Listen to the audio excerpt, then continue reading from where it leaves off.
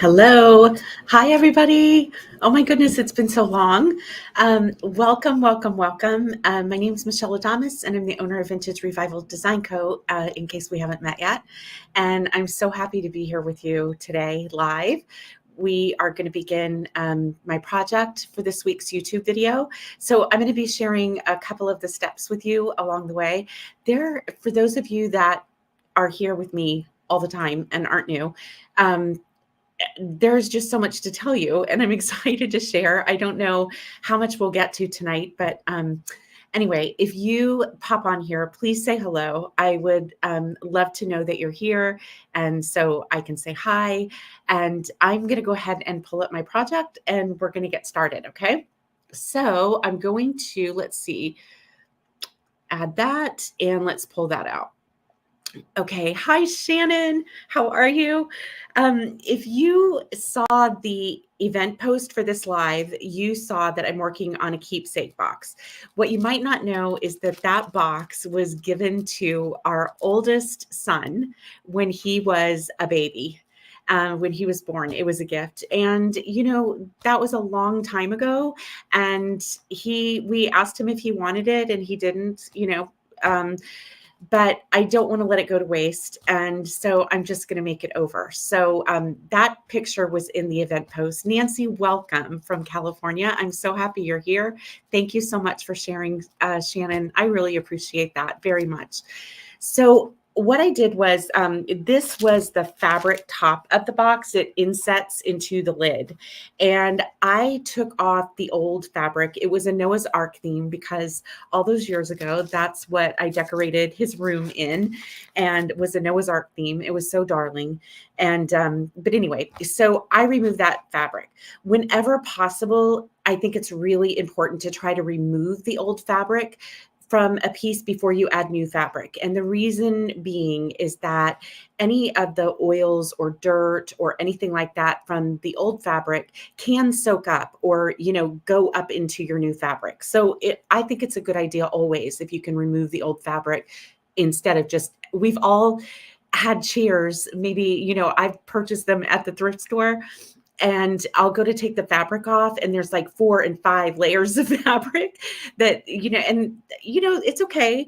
But, just for longevity, you want to avoid having any old stains come up into your new fabric. So remove it if you can. So I just cut a piece of plain fabric. This very much looks like drop cloth. It is not, but drop cloth would be great for this too.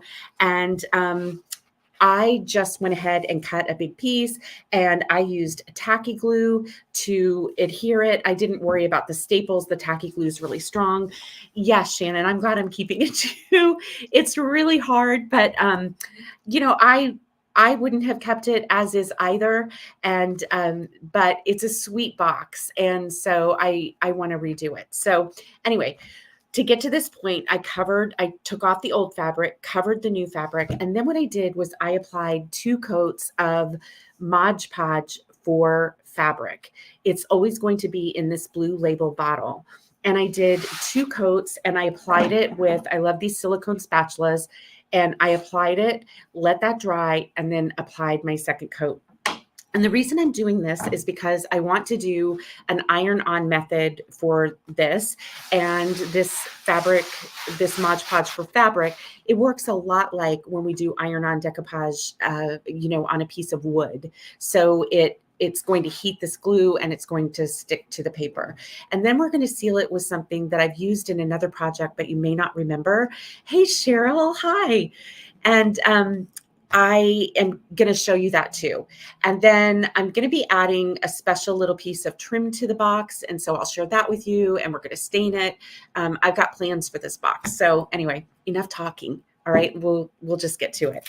So I really initially wanted to use the Bird Ephemera paper by Roy Cycle Treasures, but I was going to cut off too much of the pretty image because this really isn't, I guess this is like a 9x9. And so I wasn't going to be able to get enough of that design on there. And so I started looking at the other papers, and I really love this. It's beautifully feminine. It's this new wallpaper this is the smaller print of that design. And so I really like it. What I also liked was that it's really not too far from the color of my background fabric, because I'm not going to fold this all the way over. I'm going to do a little bit of a wet cut and just make it a little, like it was a piece of torn fabric that is on my page. So in my head, it looks really good. And so we'll just see how it turns out. So I'm going to want to choose, I kind of want to get a nice center image in here. And I need to move a few things out of the way. Like I've got my iron heating up over here and all of that. So I kind of want to get a center floral in there. See if I can do that. It's a little funky working with the bigger sheet, and it really doesn't matter which side I do. I think this one's going to be really doable right here. So I'm going to just start by cutting my paper in half so that I can get a little more room. And oh, I left my scissors over here. Hold on one second. Okay. So now I've got my scissors, and let's just go ahead and cut this down in half, and it'll make it easier to work with, right? I love this. I'm already thinking of the paint finish that I want to do. I think I'm going to go on the box something, like maybe dried thyme and tourmaline. Do a couple of shades of green. I think that could be really pretty and help offset that. Maybe with some cream dry brushing. I got to play with it. Usually I know my paint finish before I select my elements, but I decided I was going to do it backwards and I would choose the paper first. Thank you so much, Kathleen. I really appreciate that. And I am going to, let's just kind of, again, I'm going to try to center this as best as I could, but we're going to make it look like a torn piece of fabric because that's what I want to do. So that's what we're going to do. All right. So I'm going to go ahead and kind of pinch along here just to give myself a little bit of an idea of where my paper is. And I'll cut that out. I'm going to save every bit of the scraps that I have. Always, always, always save your scraps. This may be crooked. Is this crooked? It's a little hard to see. Let me turn it this way and see. All right. Well, I'm going to be able to do a little bit. I'm going to go ahead and just cut along here. I just love these images. They're just so beautiful. And so we just got back from our cruise. It was a business trip, as well as I brought my husband along, as some of the other ladies in the coaching group brought their spouses as well. And I brought my husband because we have never been on a cruise together before. He, retired from the Marine Corps. And so he's been on ships, but nothing like what we were on. And it was wonderful. It was just amazing. And it's also it's our delayed 30th wedding anniversary trip and an early 31st, because we'll be married 31 years in April. And so it was just a really special thing to do. And I was super nervous about leaving, super nervous about being on a cruise ship and all of that. But it was the most amazing.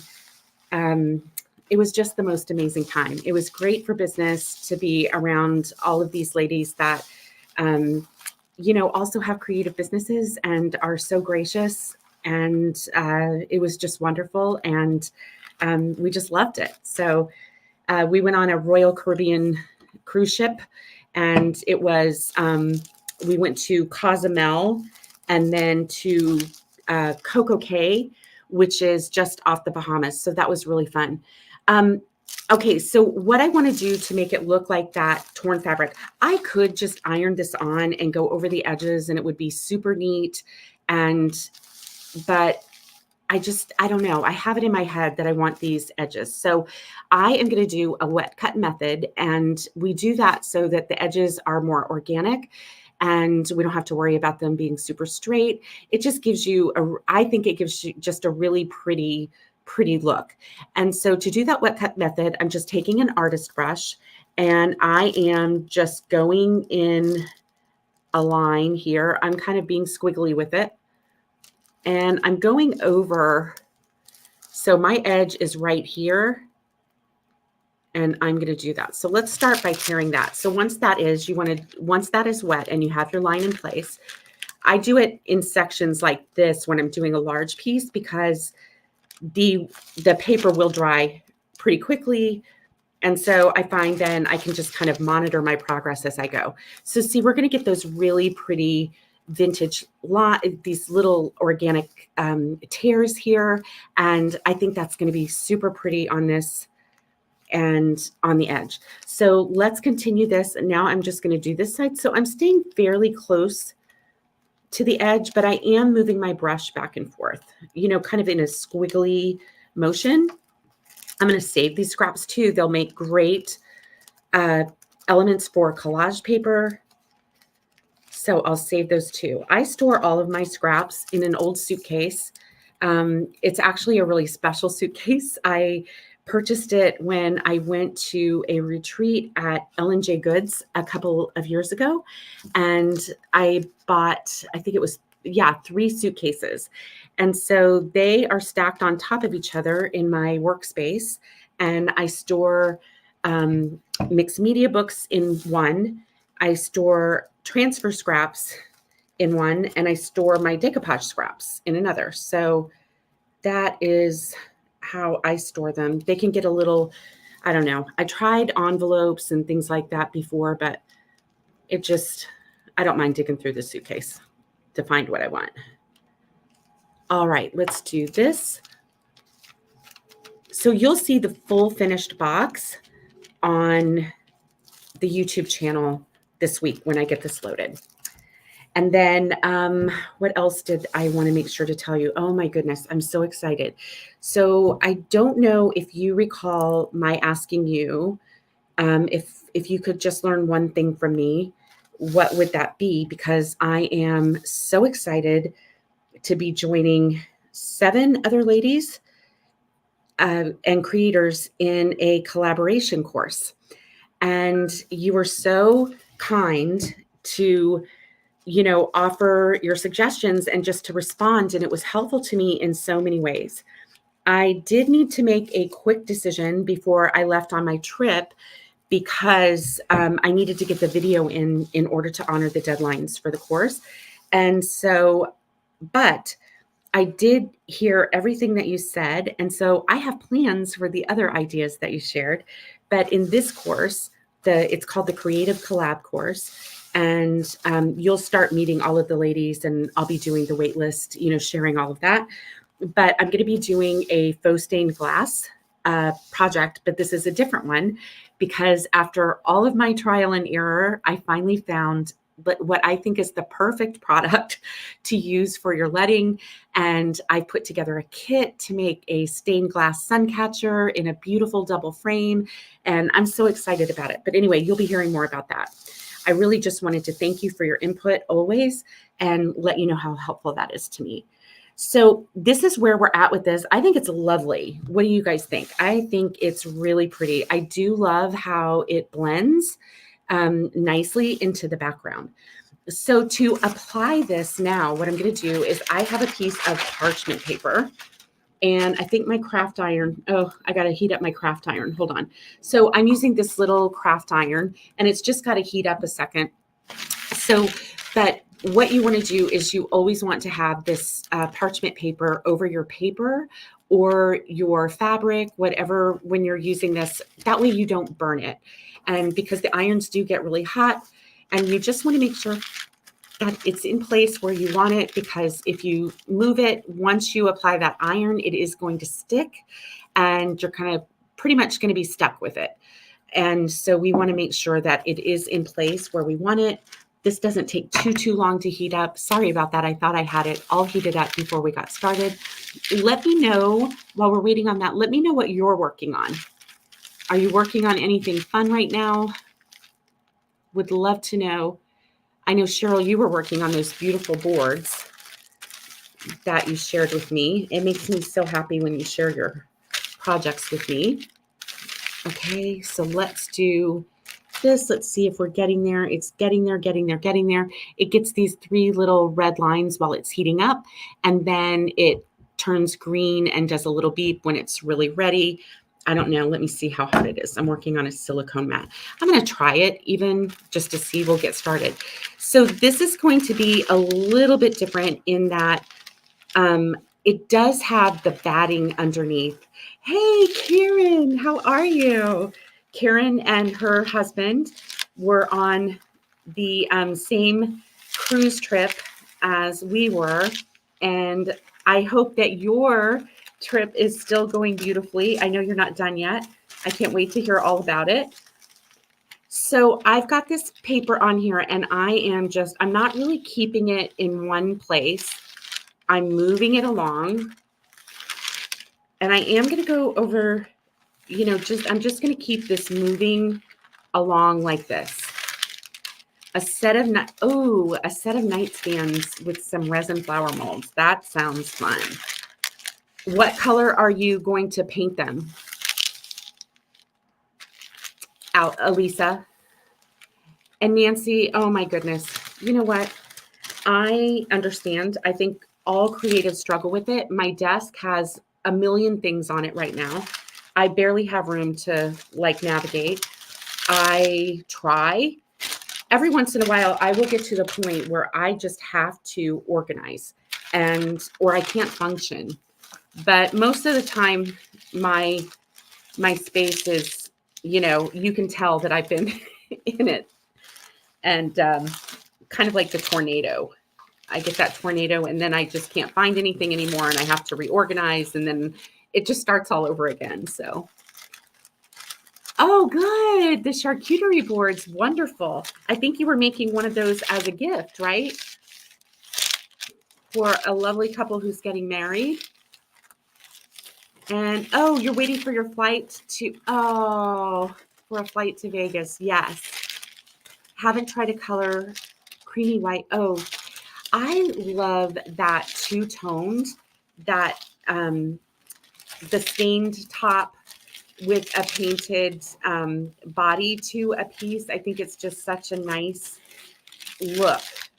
And oh, okay, good. So it is the gifts.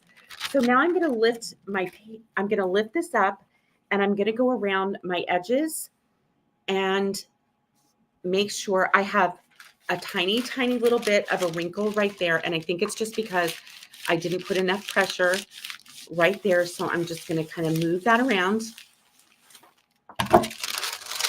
And so I'm going to have a little tiny, I want to go around and feel if there are any areas.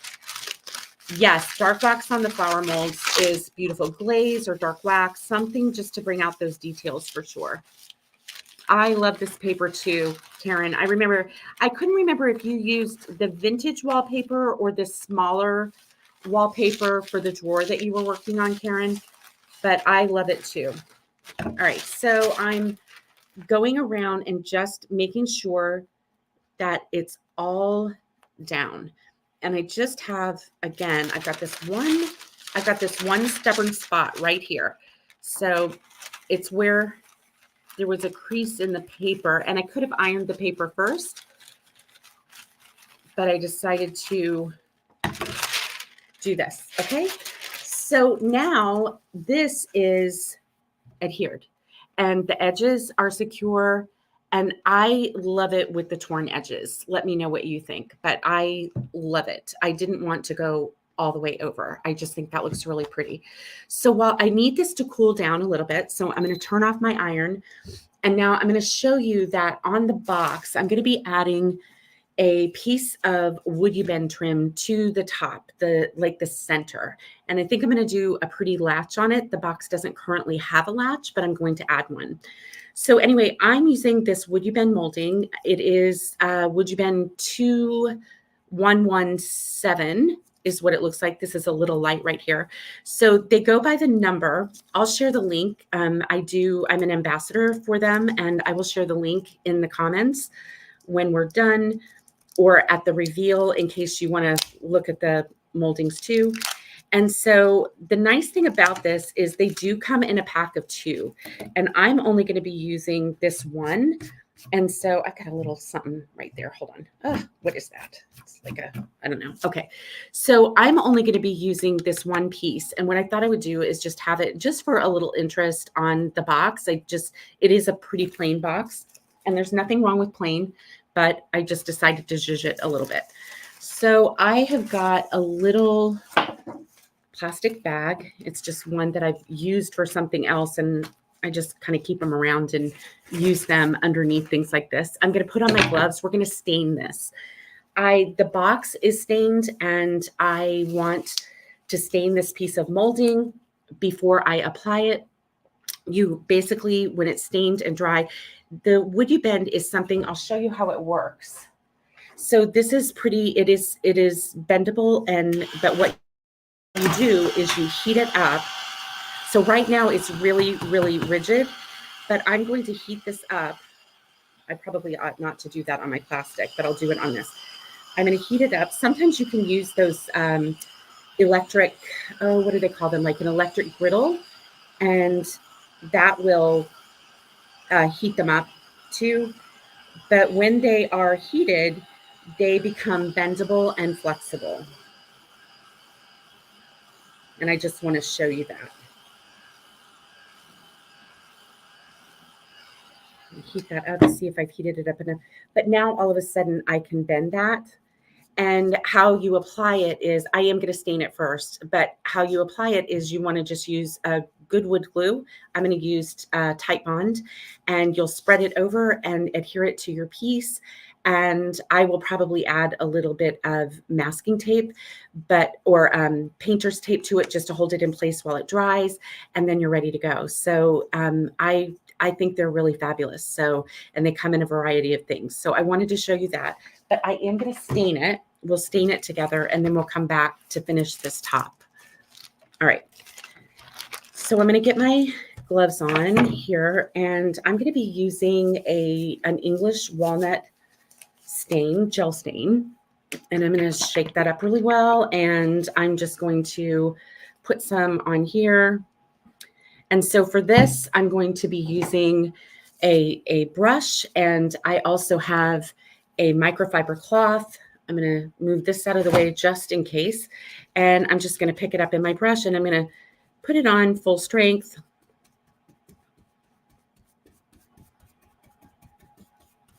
And then I'll wipe that back.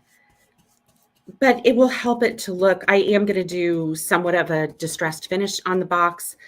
And so I want it to have the stain on the molding just like it does on the box. And you'll see the whole process in the video. So I'm going to just do this.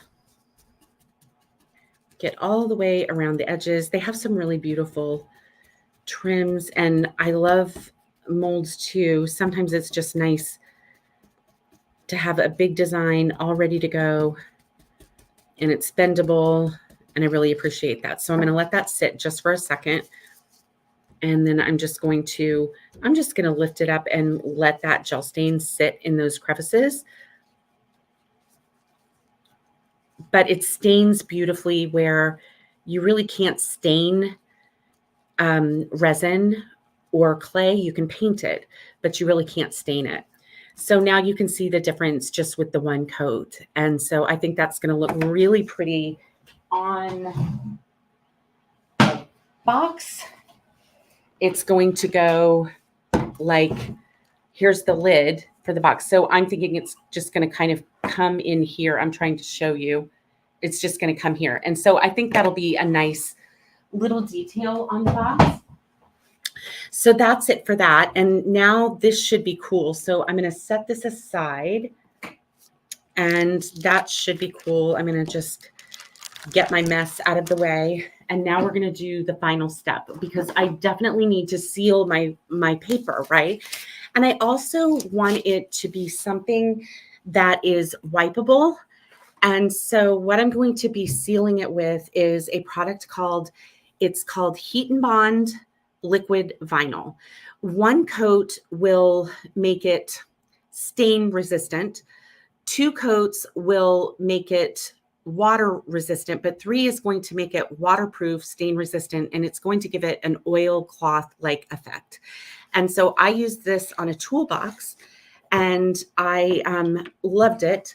And you don't want to do something and then never be able to wipe it down. So I am just going to take some. It comes out like a gel, like this. It's a pretty thick gel. And so I'm going to take this and just get some on there, and I'm going to start to just apply this, and I will let it dry.